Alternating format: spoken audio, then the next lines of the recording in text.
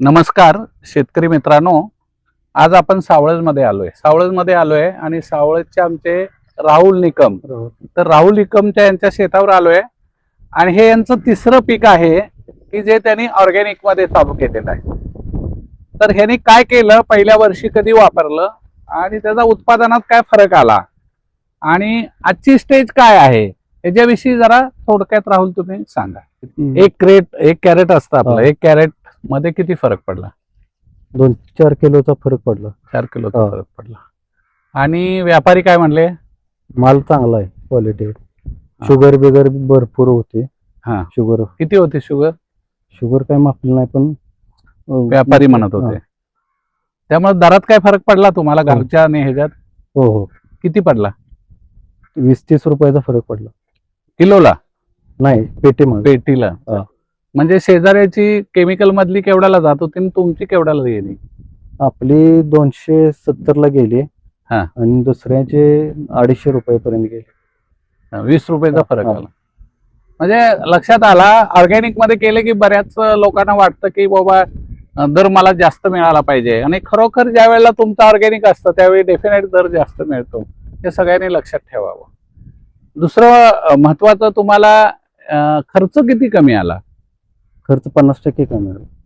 50% कमी आला. नाही, आता खताच्या आणि औषधाच्या खर्चात किती बदल? आता खाली काय घालताय का केमिकल? खाली केमिकल नाही, काय फर्टिलायझर काय नाही? नाही. लिक्विड फर्टिलायझर नाहीये, तरी पण बाग चांगली असं वाटतंय तुम्हाला? तर माझं मत काय आहे की आता इथं आमचे जगन्नाथ पाटील साहेब आहेत. ते गेले चांगले 30-40 वर्ष, किती वर्ष काम करताय? 30 वर्ष झालं बागेत काम करतात. म्हणजे एक्सपोर्ट क्वालिटीचे ते द्राक्षे तयार करतात आणि शेतकऱ्यांना पण मार्गदर्शन कंटिन्युअस करत असतात. ते स्वतः BSc ऍग्री आहेत. तर त्यांच्या तोंडून ऐकूया की बाबा ऑर्गॅनिक मध्ये आल्यामुळं काय फरक आला. पाटील साहेब, जरा थोडी ओळख करून द्या. मी जगन्नाथ उर्फ प्रफुल्ल राजाराम पाटील, मुक्काम पोस्ट सावळज, तालुका तासगाव, जिल्हा सांगली. मी 35 वर्षापासून द्राक्ष शेती करतो. युरोपचे द्राक्षे पहिला आपला कंटेनर 93 ला भारतातून पहिला माझाच गेलेला होता. नंतर 2000 सालापर्यंत एक्सपोर्ट चांगल्या पद्धतीने आमचं करत होतो. परत दुष्काळात 5-6 वर्ष परत गॅप पडला आमचा. मध्ये धरणाला पण पाणी राहिलं नाही माझ्या मते, सिद्धेवाडीला. तरी त्यावेळी सुद्धा मी ऑर्गॅनिक शेतीच करत होतो 2000 सालापर्यंत. 88 पासून 2000 सालापर्यंत 12 वर्ष मी ऑर्गॅनिक शेतीच करत होतो. पण ह्यात आता हे बाहेरच्या आणि त्याला अल्ट्राचे सप्लिमेंट मिळाल्यामुळे अजून त्याला गती मिळाली त्यावेळी. आणि पानांची हेल्दीनेसपणा, आता ही जरा उन्हाळ्यात पाणी येणार नव्हतं अजिबात, तरी पण हे खोड्यातनी सुद्धा घड आले आता. त्यामुळे 100% यात गर्भधारणा चांगली झालेली आहे. आणि बायोरिच आणि अल्ट्राशी ही द्राक्षबाग, ड्रॅगन फ्रूट, परत बोर त्यामध्ये आम्ही आता वापर भरपूर केलेला आहे. परत एक आमच्या घरापुढे एक झाड आहे कलकत्ता बनारस पानाचं, तर त्याचे 2 झाडात मी ट्रायल घेतली. तर ट्रिमंडस फरक बायोरिच आणि अल्ट्राशीचा. मी फक्त 200 मिली फक्त त्यात गाठलं होतं, पण ट्रिमंड 10 दिवसांनी इतका फरक जाणवला की आपल्याकडे सुद्धा ते कलकत्ता बनारस पान येऊ शकतं. एवढं म्हणजे मोठी झाली, फार हेल्दी झाली. त्यामुळं ह्यात काय ताकद आहे, ऑर्गॅनिक आहे, जैविक आहे. मला सांगा, आणि मध्ये काय फरक? दुसरी गोष्ट म्हणजे आता पाणी कमी असताना सुद्धा ही खोड फुगले बघा, किती कसं झालं, म्हणजे फुगले नाही, तुटले, घट्ट झाले, ते आता घुसले हवे,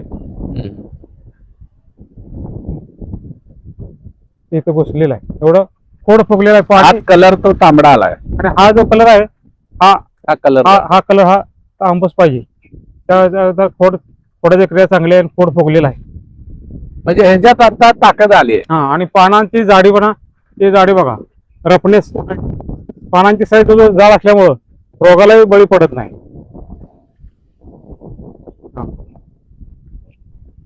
बरं, ह्याच्यावर आपण ज्या फवारण्या घेतोय वर्ण खालनं तर काही सोडत नाही, ते खाली काहीच नाही.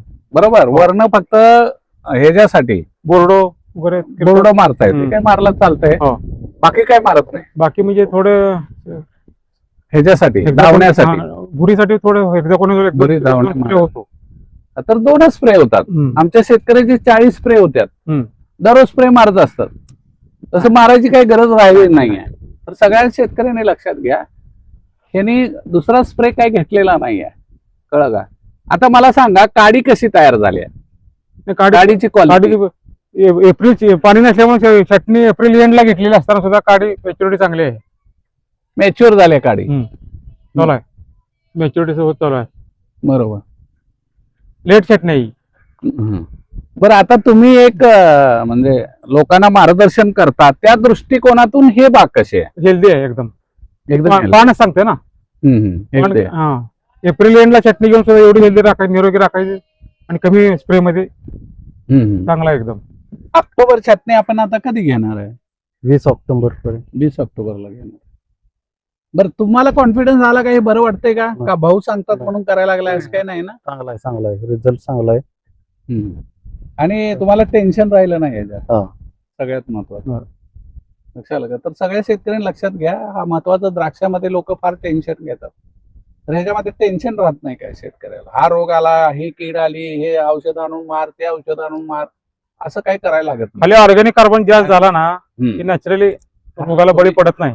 हा, तुमच्या झाडात स्ट्रेंथ आली की रोग येत नाही, एवढं फक्त लक्षात ठेवा.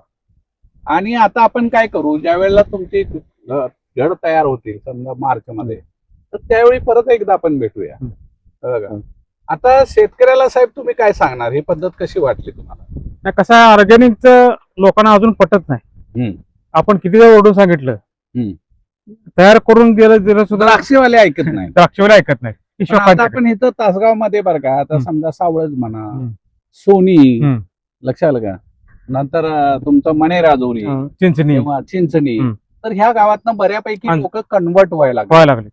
बाकीच्या भाजीपाल्यात लोक 100% केमिकलचं ऑर्गॅनिक मध्ये कन्वर्ट करायचं फार अवघड आहे. हो, पण लोक व्हायला लागलेत, हे महत्वाचं आहे. कारण परवडेनच ना. बरं करायचं कशासाठी? बरोबर, 4 पैसे राहिले पाहिजे. हा, पैसे राहायसाठी. म्हणजे तुम्हाला काय मिळतं, उत्पन्न काय येतं हे महत्व, उत्पादन काय येतं महत्वाचं नाही आपल्या दृष्टीनं शेतकऱ्याच्या. तर मला वाटतं हे शेतकऱ्याच्या लक्षात आलं असेल. तर मला वाटतं आपण इथंच थांबूया. नमस्कार शेतकरी बांधव.